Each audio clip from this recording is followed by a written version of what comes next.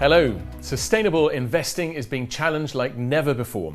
The war in Ukraine and inflation, the highest it's been for a generation, have upended the investment landscape, leading to the gloomiest global market conditions for a decade. Add in also a flurry of climate-related disasters and heightened concerns around energy security. As we look to 2023, is sustainable investing still a priority?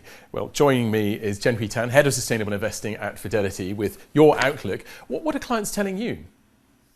So I think what's really interesting is how the priority on sustainable investing is not going away. You can see that the ESG universe is reorienting itself through debate and development. And despite the market volatility, our clients' interest in sustainable investing continues to grow. And I think we saw a similar effect happen through the pandemic, where we thought that the focus on healthcare and the focus on vaccine delivery would make people take focus away from ESG. But again, the opposite thing happened, and actually people have doubled down on it. I think something very similar is happening now. The climate crisis is here. You couple that with energy security, and the need and demand for clean energy has never been greater. But the trade-off for the companies we invest in is how do you survive today and stay in business versus investing to decarbonize for tomorrow. And that's a transition and that's a journey that we're very keen as an asset manager to support the companies we invest in on. A balancing act. They can't do one or the other. They've got to do both. That's now, exactly right. Let me talk to you about one aspect that perhaps isn't the most glamorous, but it is extremely important. That's regulation. Are new regulations around this area making your job easier or more difficult at times? I think more alignment, more standardization, this is a good thing to have. But I accept that it's a harder thing to achieve in the fragmented geopolitical landscape that we live in today.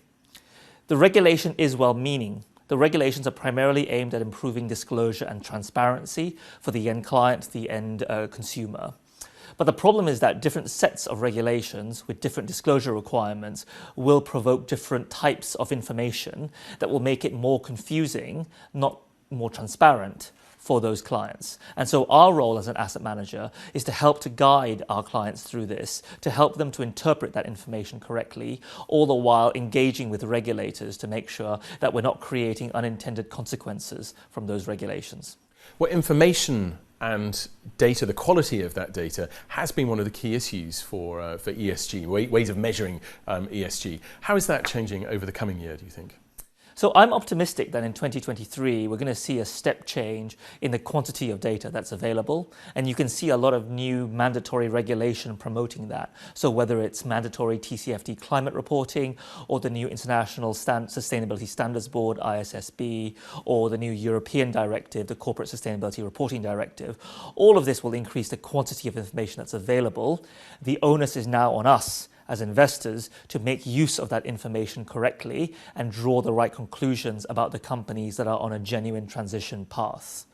Now, different topics are going to require different types of measurements. So I'll give you one example. We've been working in a pioneering field of bioacoustics to try to measure the sound production and sound variation of animals in different landscapes to understand the scale of biodiversity loss in different types of forested areas.